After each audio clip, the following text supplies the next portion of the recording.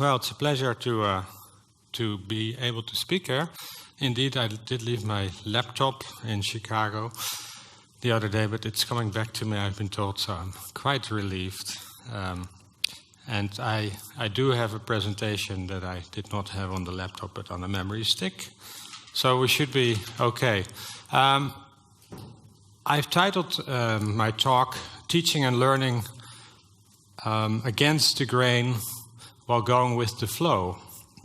And that's, of course, there's some thinking behind that. At the moment, worldwide, we see an increased concern about the kinds of sustainability challenges that we tend to be talking about, whether that's loss of biodiversity, climate change, or food and nutrition security. And in policy and governance, more and more attention is paid to finding ways to respond to this. In that sense, people like us who are interested in teaching and learning in the context of sustainability challenges, it is a favorable climate, I think, to get schools, universities, NGOs interested in their role of teaching and learning. At the same time, we must also recognize that we are part of a rather powerful, forceful system, which we could call neoliberal systems or globalizing economy, that require some disruption, some kind of counter-movement. And in that sense, we need to also go against the grain. So going with the flow, taking advantage of the momentum, but at the same time also cultivating a climate and a citizenship, a citizenry, where people can get better at disrupting some of these very resilient systems that are not easily changed. In my talk, I will draw upon some of the work that we have been doing within the framework of the decade for EST, where we did some monitoring and evaluation activities in 2009 and in 2012. I was involved in the preparation of 2 reports about the different processes of learning taking place in the context of EST and the kinds of policies and structures around the world that are being put in place to make EST possible. I will draw upon that every now and then. First, I want to talk a little bit about the confusion around sustainability and sustainable development. As we all know, it is not an easy thing to speak about what is sustainability or what is sustainable development. And you could say that some argue that it means so many different things that it has no meaning at all. And there's a risk of it becoming a kind of an empty concept. From an educator's perspective, I would argue that it is an attractive concept because it forces you to give it meaning in the place where you are. It is dependent on where you are. It is dependent on what point in time you are. Sustainability is something that evolves in time, and even though we can never know what it is, we don't live long enough to know what it is something that we have to be looking for all the time. So sustainability is something that emerges in time, but that we'll never fully understand. It's from an education's point of view, I think, an interesting idea. But there's a risk when it is adopted by different groups in society that may not have sustainability interests at heart. It could easily become a form of, manipulating reality, greenwashing society, and by doing so it could actually strengthen unsustainability. I'll talk a little bit more about this in a minute. Here's an example of Volkswagen talking about sustainable excitement when introducing its new model. It's just an example of how the world of business and industry also looks at sustainability as an exciting concept that people are sympathetic towards. But the intent of Volkswagen probably is to sell as many cars as possible, which is their business. Coca-Cola Company is concerned about citizens becoming more concerned about, for instance, plastics in oceans, microplastics in oceans and waterways, even entering our bodies, as once DDT used to do, and still does in some parts of the world. And they come up with, they re-engineer their bottles to make them more sustainable, and they talk about plant bottles, for instance. And it says up to 30% plant-based, 100% recyclable. Now that's a positive message. Plant sounds good. Up to 30% sounds like a lot. Could also be 2%, because legally up to 30% could be anything under 30%. And 100% recyclable, that sounds very positive. In practice, only 2% of the bottles are recycled. So that's, again, leading to confusion among citizens who might think when they walk with their children in the forest and they have a bottle of Coke, why does, and the children ask, what do I do with my bottle? Just throw it in the forest. Maybe a tree will grow there next year because it's a plant bottle anyway. So things are framed in a way that could easily lead to kind of a confusion about what is happening and what needs to be done. And I think we need to be critical of the kind of world we live in. We focus a lot on individuals developing themselves, developing competencies and things like that. But we must also not forget the bigger structures of which we are part, the globalizing economy that still has growth, continuous growth, at the heart of its foundation. In that sense, sustainable growth, which often companies talk about, should be questioned as well. We need to think also about sustainable contraction, which is doing maybe less or doing more with less, or finding ways to utilize fewer resources in a creative way, which is not maybe the best idea from a current business model. It might be a good idea for future business models where the maximization of profit is not the most important thing, but maybe the maximization of meaning, which is something completely different. We do know that young children today, in most parts of the world, are almost injected with a consumer gene, where we are taught at an early age that we need to acquire things and that we need the latest technologies that are designed not to last very long. Sometimes that's referred to as planned obsolescence, things that become outdated quickly.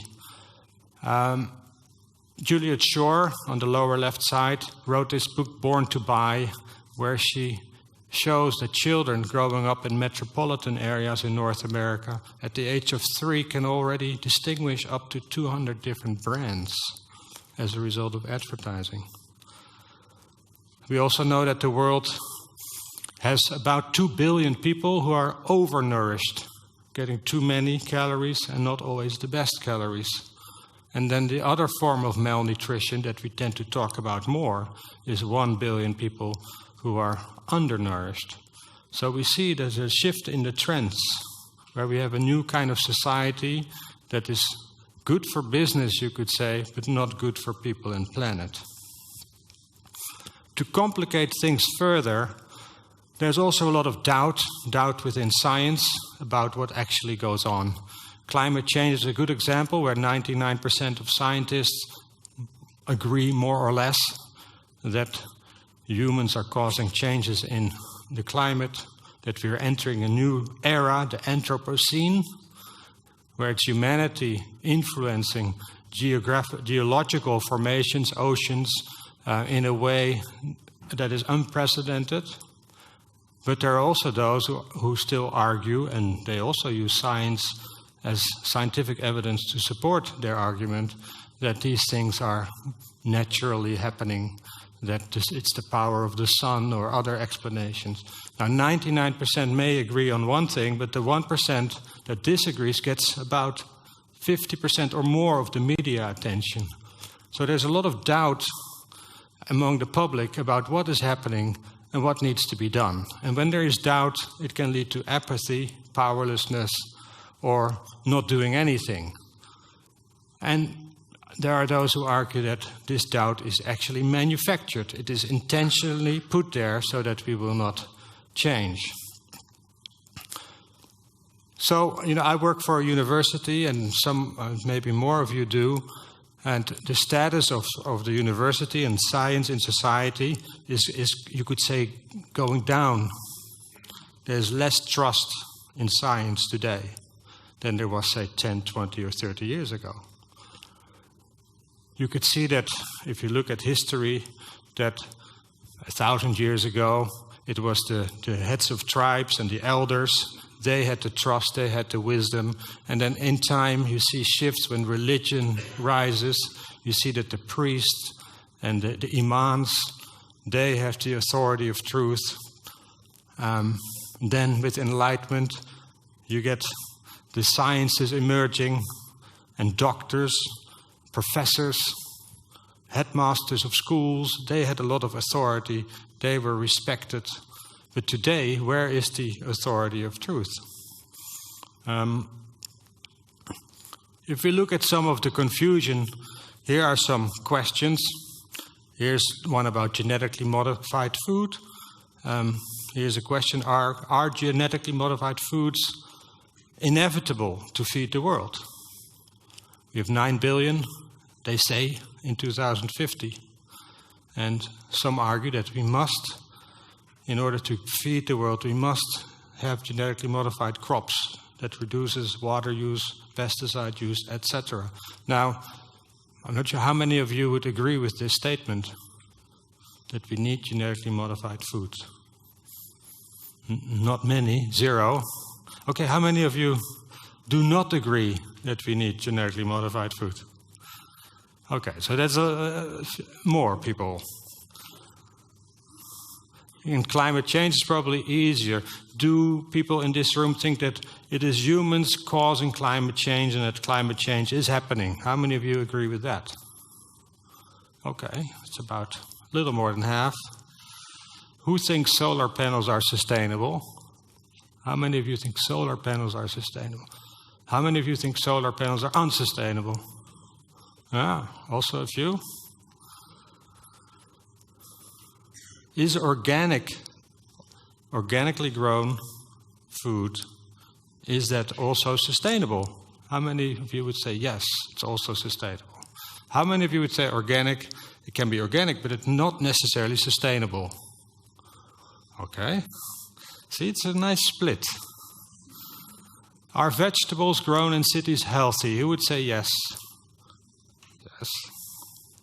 And who would say no, they're not healthy? Because, we have, particles in the air pollution settles on the leafy vegetables, and if you don't wash it well, then it could be a problem. So you see, with all these things, we don't exactly know. There's no consensus, even among highly intelligent people, as we all are. There are disagreements about what is going on and what should be done. Now, as educators, this is an interesting challenge. How can we teach around ambiguity, contested knowledge, while at the same time all agreeing that we have an urgent crisis on our hands? We must do something, but we don't know exactly what to do and what to teach. Maybe we cannot even teach it. Maybe it's not about teaching sustainability. Maybe it's about creating opportunities for learning. That's a slightly different way of phrasing it, but it's an important difference. E.O. Wilson, the biologist, says that today we can find information everywhere, and we can look up all these questions about solar panels, wind turbines, urban agriculture. If you Google it, you'll find hundreds of thousands, if not millions, of of sites where you will get information. But who put it there, with what intent, how old is that information? Knowledge changes all the time. So he says we're drowning in information, but we are starving for wisdom. And that, I think, is the challenge that we have, how create wiser citizens who can make better informed decisions that are not just based on knowledge, but also on values and a different relationship with people and planet. It's sometimes useful to categorize things. It can be dangerous too to do that, but there are ways of looking at these kinds of issues, from the more simple problems that have a clear definition for which we can find solutions that we can implement, we can see whether it works or not, we can measure the outcomes quite easily, to more complex problems where it takes a bit of work to understand the problem fully, where the definition, it takes some time to come up with a definition, where we have different groups in society that are involved and need to be involved, to the wicked problems, which are problems that cannot really be defined. Every time we think that we understand that something will happen or change, which makes it very difficult for us to understand it, and we need to reframe, redesign, rethink. The knowledge is ambiguous, contested. Look at climate change. It's a great example of a wicked problem. And each of these different types of problems requires a different form of teaching, learning, and research. And sustainability issues are often in the wicked category. So we live in interesting times, you could say. Highly complex issues, surrounded by uncertainty, contested knowledge, ambiguity is always present. And there's a kind of shallowness in the sense that we quickly look for answers. We turn to technology to get those answers quickly, but we don't really go into depth to fully understand or try to fully understand what is at the heart of these issues. As Google or Wikipedia doesn't help us much with that. That requires something else. And a lot of the issues that we try, the solutions that we try to implement, we don't really know what the effect or the impact will be, but we do know that we must try and experiment and create space for trying new things, to do things, not just to do things better, but also to do better things altogether, and that's a different thing. I'll get to that right now. The question of can we optimize our current way of living and our current lifestyles, which are based on a certain idea about what it means to be fulfilled citizens and what it means to be successful in business? Can we optimize these systems? Can we green those systems in a way that we can still live in harmony with the resources and the carrying capacity of the planet? Or do we need to rethink the very foundations upon which we build our society, which is to do with doing better things? So you could say we could do more of what we already do, but in a more efficient way. Or we could say, and we could do with an incremental optimization of societal processes and technological processes, new technologies. Or we need to radically redesign our societal processes and come up with alternative technologies that allow us to transition towards a different world. And that's probably it's not either or, and we'll probably need a little bit of both, but we tend to emphasize the optimization much more in comparison to the transition perspective, which is probably what will, in the end, be needed. So here you have the same kind of figure, but now with a few examples. If you look at metropolitan agriculture, for instance, you could argue that that can be done with lots of technological innovations, vertical agriculture, using solar power, closed cycle design, which also requires a different kind of lifestyle, where people have more localized foods, are maybe developing a sense of community around urban agriculture. So it has to do with meaning making, it has to do with community, but it also has to do with new technology. And you could say that's a more transition perspective. Whereas if we develop genetically modified foods, a high-tech solution, it's a technological transition, it really is, but it doesn't really require us in society to change our way of thinking, and there might, or acting, or we can just go to the grocery store and continue to buy food. It doesn't really require any sense of community building or things like that. And you could say there are moral and ethical implications for that do require some transition if we want to go that way. Stephen Sterling, probably well known to some of you or many of you, he spoke about this transition perspective in education, how, or in society in general, how do companies or institutions or schools or universities respond to sustainability? And some, he would argue, they don't respond at all, although when he did this already 10 years ago or more, there were quite a few who were what he called in denial, saying, well, we as a university have been here for 400 years or whatever long, and we're still here, and we will continue to be here for the next 400 years. And sustainability is just, something that will pass. And then there are others who say, well, apparently there's a demand for this among students. We must do something. Let's have a course or a module on sustainability somewhere in our curriculum, and then we can say, yes, we do something about this. He calls that bolt on, just added on, another book on the already full shelf. And then there's another category of institutions that might say, well, if we really want to take sustainability serious, we must integrate it not just in our curriculum, we must also connect it to our research, our public engagement, and we must also walk the talk in the sense that what we do as an institution should reflect sustainability. So we should have some solar, and we should have maybe some green energy, and we should maybe have healthier food in the canteen and things like that, to make it more believable that what we talk about we actually live or do. He calls that built in. And the last level of transition he calls a whole system redesign, where you say, well, if we really want to take it seriously, we have to have a good look at how we organize everything we do. Maybe we don't need courses or even bachelor's and master's degrees anymore. We need to work in a very different way.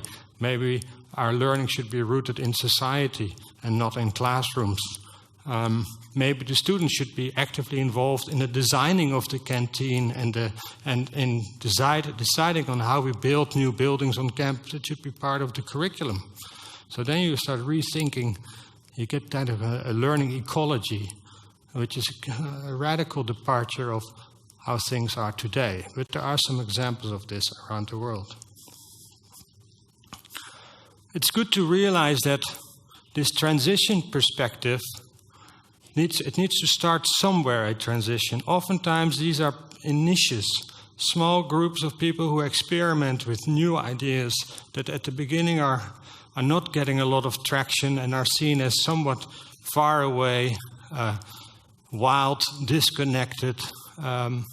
Think of the first farmers 30, 40 years ago building getting a wind turbine on their land in Germany, for instance.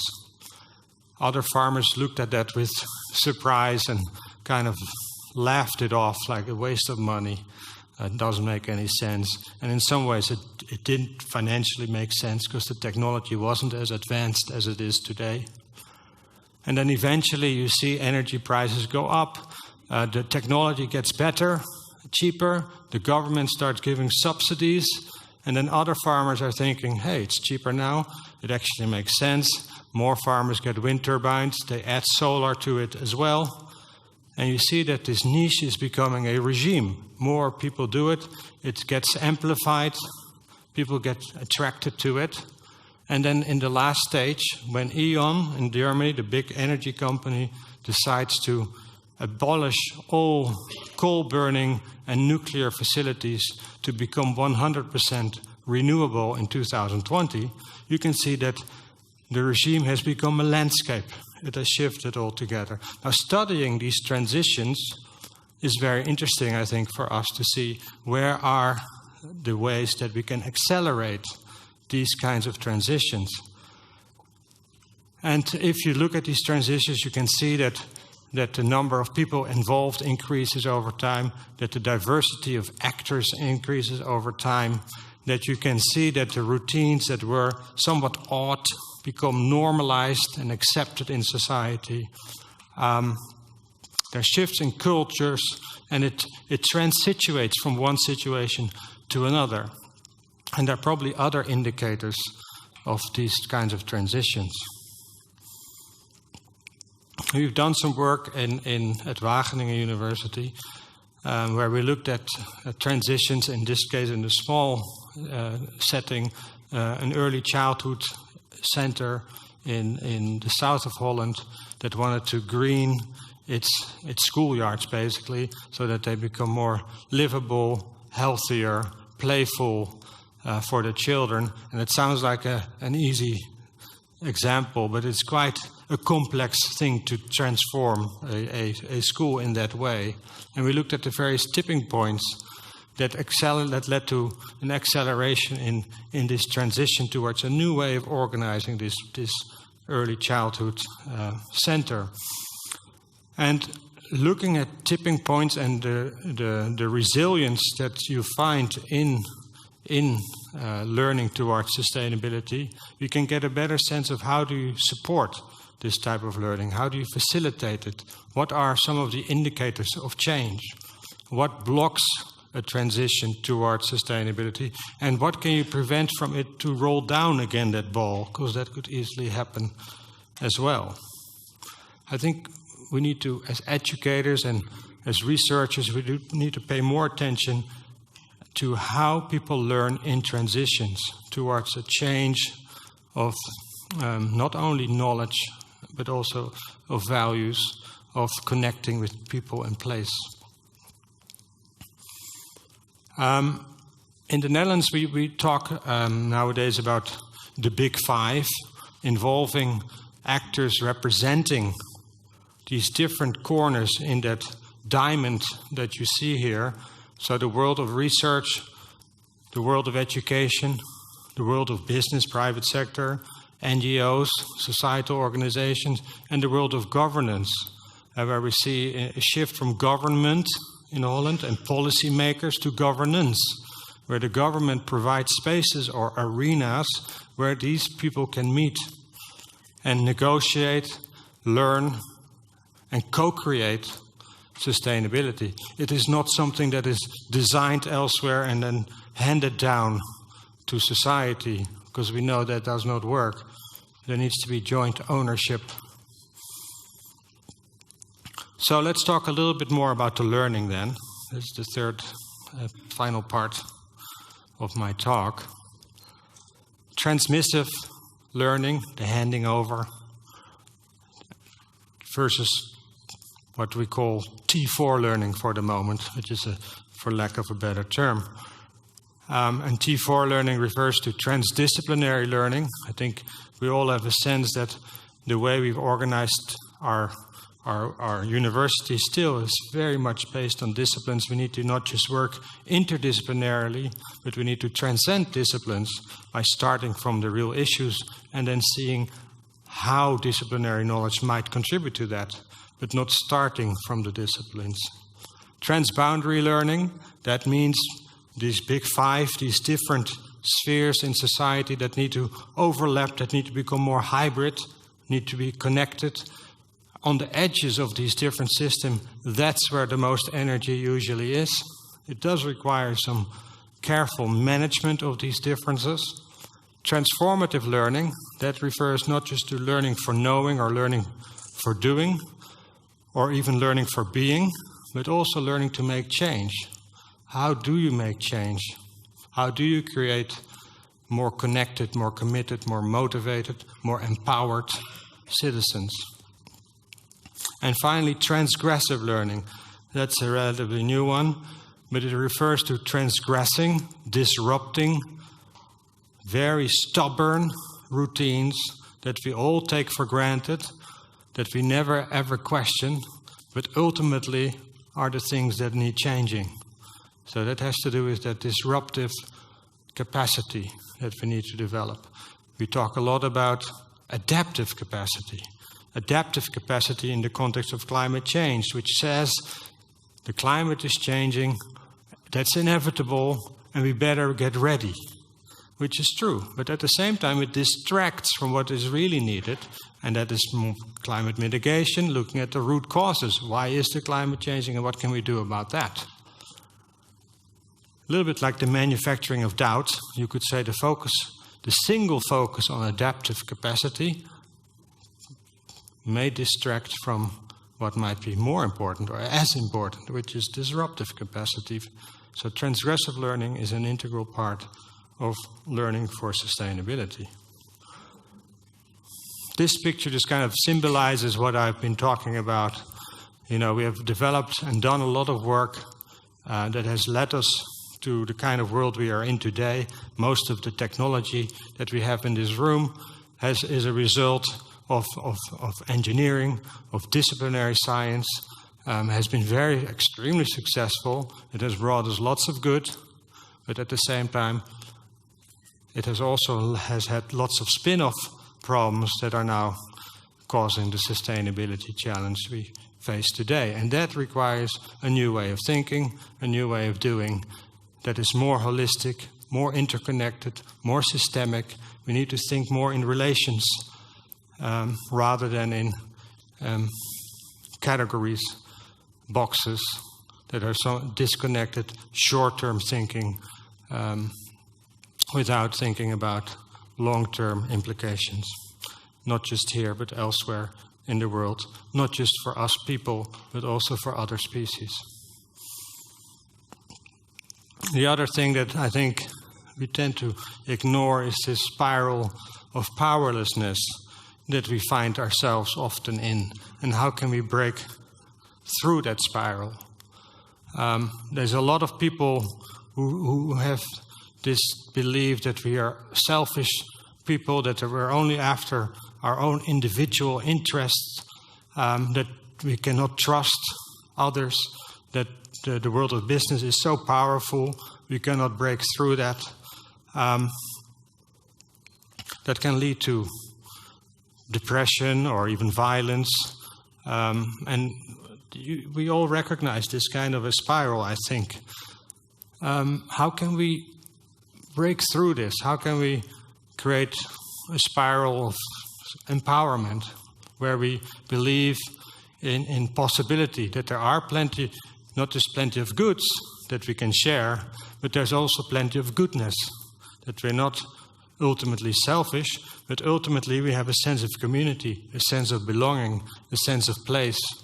And we need to be careful that our current lifestyles and the way we've organized our society doesn't lead to a disconnect from place, a disconnect from people, that our technologies that we all use, that connect us in a way, don't disconnect us from the physical places that we are in. A lot of people, and we could do a whole other talk about, living and learning in the digital age, and the technology of the cell phones and the laptops has brought us also many good things, but we also need to think about what it does to our real connections. I already mentioned the disruptive capacity building. For those of you who are active in higher education, it may be interesting to refer to something that is quite interesting in the Netherlands right now. At the University of Amsterdam, students have occupied basically the main offices of the university, administrative offices, and got sympathy from faculty members.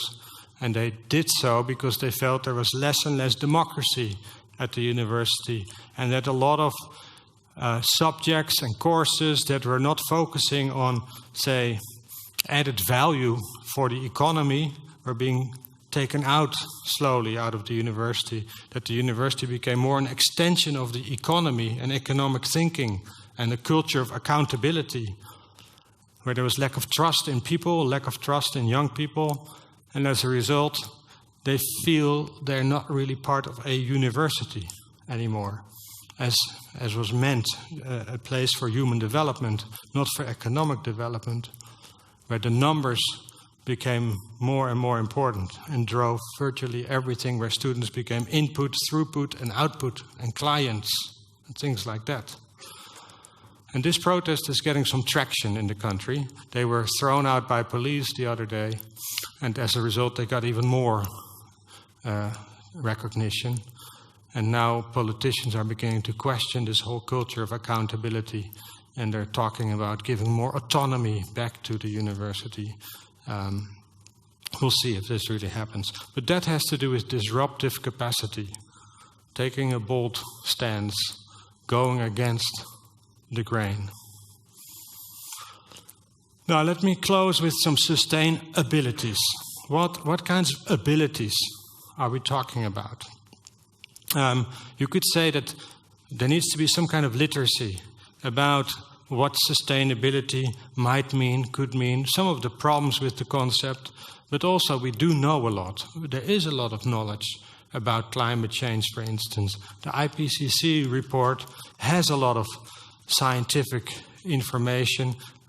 We know a lot about ecosystems, accumulation of things. So there should be some literacy, but also thinking about systems more, connections, adopting a more integral view in what we do. You could call that some kind of understanding around the dynamics of sustainable development. Then this disruptive side, the critical side, questioning dominant power structures, dominant routines that we have started to find so normal, questioning the normality of those things, looking at ethics, the ethics of what we do, the fact that our cell phones have minerals and metals that are mined in parts of Africa and Asia where people live under poor conditions, and the mine workers are not in the healthiest circumstances and are maybe being exploited. But also the e-waste. If we throw away about 1 million cell phones a day worldwide, which I think is the number, roughly, what happens to that? Where does the e-waste go? What does it do with biodiversity, the mining in the local, and the water use around those mines? How does it affect communities there? There are ethical consequences of our everyday actions and what we do. And over some of that we have control, and over some of it we have little control. But we need to think more about the ethical implications of that. So that's the critical dimension, you could say. And then there are lots of more generic kind of skills that have to do with leadership, that have to do with entrepreneurship, unlocking creativity, bringing in diversity, appreciating chaos and complexity rather than trying to tame it as reductionist, positivist science try to do. We need to learn to live with it and in a way take advantage of it. That's a different kind of outlook towards uncertainty or chaos and complexity. And we need to focus on that empowerment, that spiral of hopelessness and powerlessness. We need to turn into a spiral of empowerment. So you could call it the change and innovation dimension. Now all of this, I can imagine that somebody working for Shell or Coca-Cola company or Walmart, they too would value employees that are entrepreneurial, that consider ethics. Yes, I think they do. A lot of these qualities are qualities that could just as well help serve a company that wants to grow economically. So we need another thing, and that has to do with the kind of the existential dimension. To what end? What for? What is the direction we want to take this? What are we strengthening in our world, and what are we maybe weakening in our world? if it doesn't have that underpinning, that existential question, for what end? If it's only to accelerate growth and the economy, and maybe in a more clever or a greener way, then it ultimately doesn't contribute to sustainability, but rather to unsustainability. Now, changing that big system, and I see Mike in the back, Mike Adolscent, he talks about the big tanker, how to change the direction of a big tanker, which is not an easy thing. And I'm curious to see how he will address that in his workshop. So that would be the existential dimension. So if we want to facilitate sustainability in a more holistic, integrative way, and we look at our schools or universities, you could say, well, we do have the curriculum side. We do have to look at new concepts like biomimicry, cradle to cradle, closed cycle design. Where do we have that in our current schools and universities? Is there a place for that? We also need to look at the research that is taking place. And when we talk about research, I'm not talking about academic research necessarily. I'm also talking about practitioners, teachers, students engaging in research in real issues that have to do with sustainability. Whereas teachers become more reflexive and research their own practices. And in some countries, like in Finland, it's already standard part of the way they design education. There is space for doing research in your own classroom. And that provides opportunities for experimenting, and that idea of emergence, trying things out, starting as a niche in your own school. But if you don't have the space for that, it becomes very difficult. Making more connections with society, with NGOs, businesses, the local government. Oftentimes, they're disconnected from what goes on in schools and universities. How can they become part of the teaching, learning, and research? Walking the talk, school as institutions where people eat, where people use energy. How can we make the system in which we work more sustainable itself, so that the story, the narrative, becomes more believable? And finally, new forms of pedagogy, disruptive pedagogies, experiential learning, social learning. There are lots of new ways, systems thinking, oriented learning, values, clarification. These are things that we should pay much more attention to in our education processes. And in the end, it might look something like this. This is a whole school approach where you kind of see how this can be done, how the environment can be connected to the school, how there is a bit of biodiversity around the school, how there is local vegetables grown by students, maybe with a local farmer connected to the school, where bikes are being repaired by students, maybe with the help of a local bike store, who benefits because the parents will buy the new bike for their kids at that store that works with the school, where there is a school council, where there's democracy in the school, where young people learn to make change and they feel heard and valued from the beginning, so that they become more empowered, starting at a young age already, where there's experimenting with new forms of teaching and learning. Then you create a whole system redesign, as Stephen Sterling was talking about. This is just to connect with the UNESCO decade and the post-decade and the Global Action Program that is being developed. These are 4 areas that are being focused on, and these are in a way also 4 results that are put forward in the final report of the decade, where ESD is seen as an enabler, a catalyst for sustainable development, where it's galvanizing, leading to pedagogical innovation, where stakeholder engagement is seen as fundamental, the big 5, where it is no longer confined to schools, primary schools, secondary schools, early childhood, but also vocational schools, teacher education, community-based learning. So it has expanded to include more parts of society. And this is a kind of an optimistic view maybe, but you could say that there's a lot happening worldwide in these 4 areas. And let me end that in higher education, there are all kinds of networks around the world where education and higher education in particular is becoming more community engaged, less driven by science for impact, more driven for impact factors, I should say, but more driven by science for impact in society. These kinds of networks, I think, are interesting. They're sprouting. Maybe they're niches still, but as they connect worldwide, they do tend to become much like transition towns and other movements in society. They become regimes, and hopefully, eventually, the whole landscape will shift. Thank you.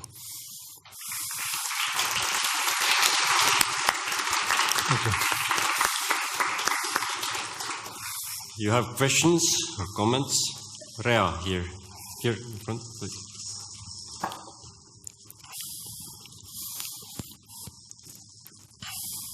I'm a fellow keynote speaker from yesterday and from Tallinn University, and I would like to ask you something personal. You mentioned before that we can easily turn sustainability like a greenwashing issue or something that is trendy now and be very superficial about it. And it makes a huge difference if we take sustainability with our heart and soul, so to say. Can you pinpoint any experience in your life when you recognized that your heart and soul is in that topic?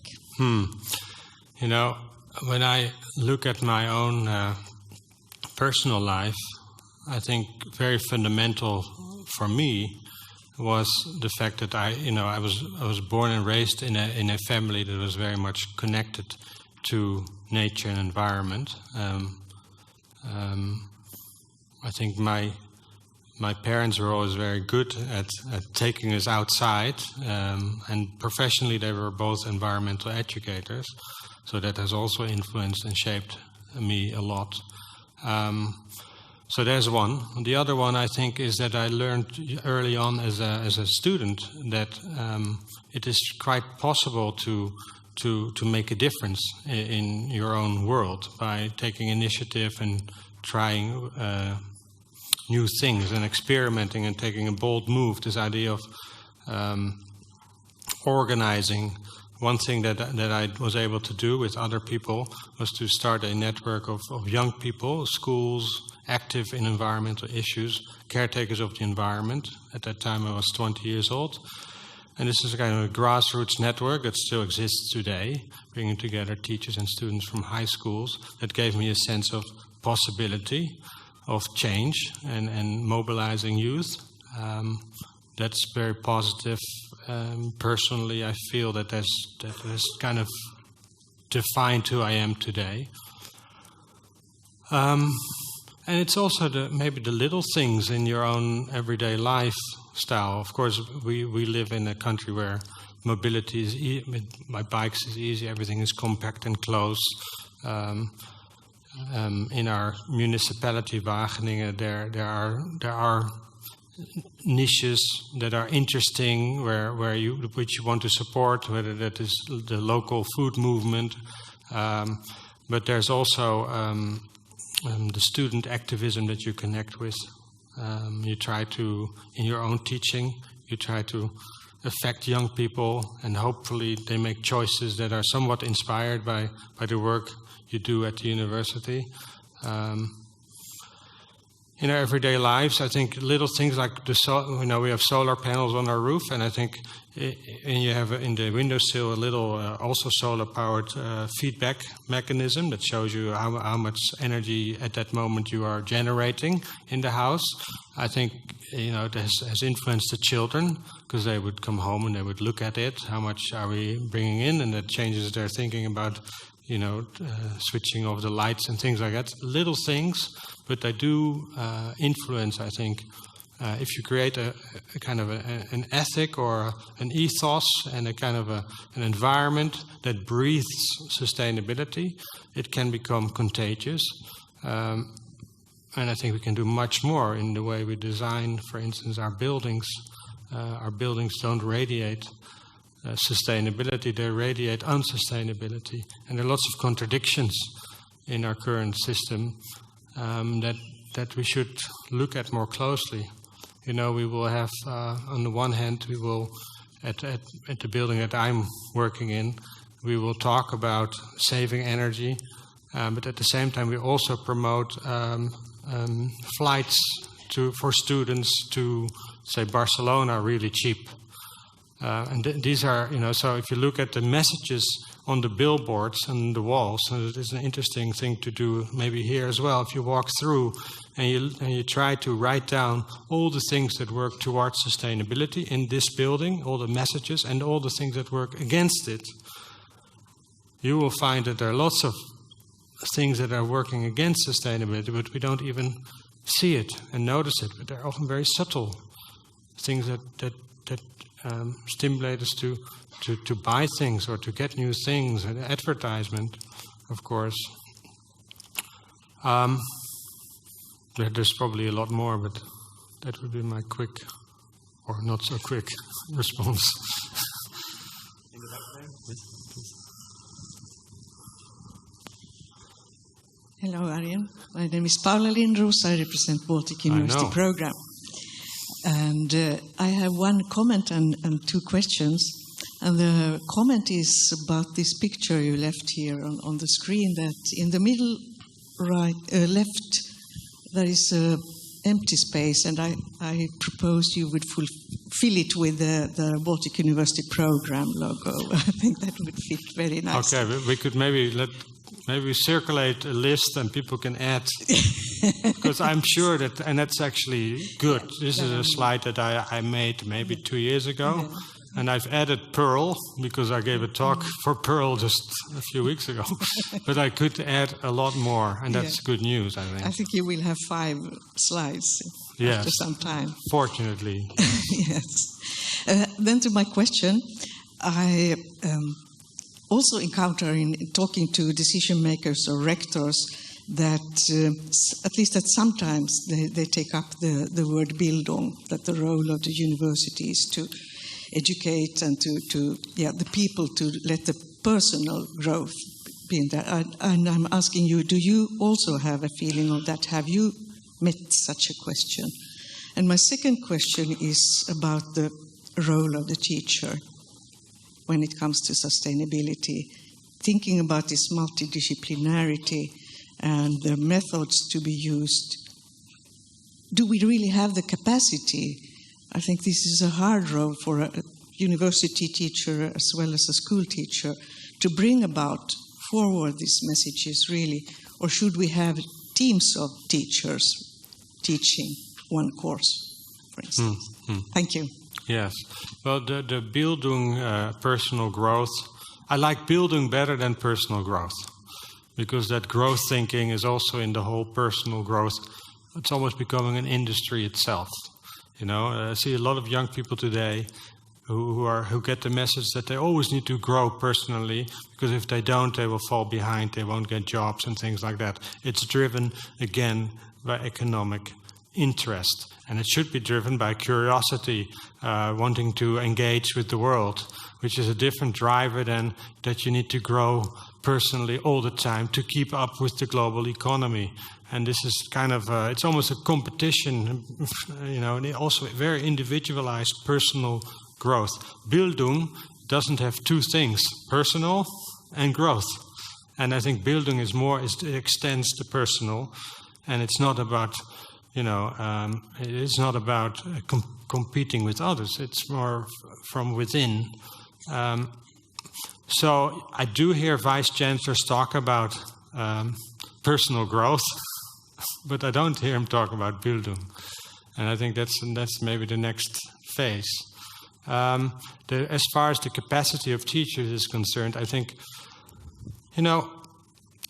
traditionally maybe teachers were more engaged in the transmissive type of learning, where they had kind of the authority of truth, and they knew a lot about their subject areas, and they need to find good ways to teach their subject. They were actually teaching something, and the word teacher suggests teaching something.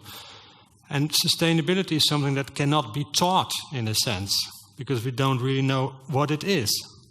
We do know that we need to be looking for it, but we don't know exactly what it is. If we would know it, we could teach it. And that's what makes it a wicked issue. So you cannot teach wicked issues. You can create environments in which people can learn. So we need to focus more on how do we design environments where young people can engage in everyday issues that have to do with sustainability, which are lots of things.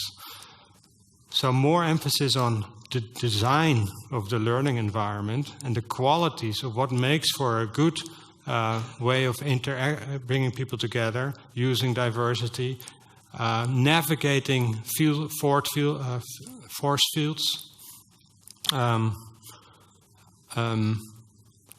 working with uncertainty, managing that, helping young people give agency, give them space so that they can do things on their own, can experiment, have trust in them. These are different qualities. They become a broker, in a way, of these learning spaces. And they have to watch, they're the guards of these learning spaces.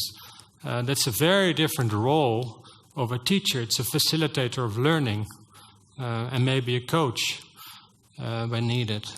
And indeed, and we do have some people from teacher education here, and it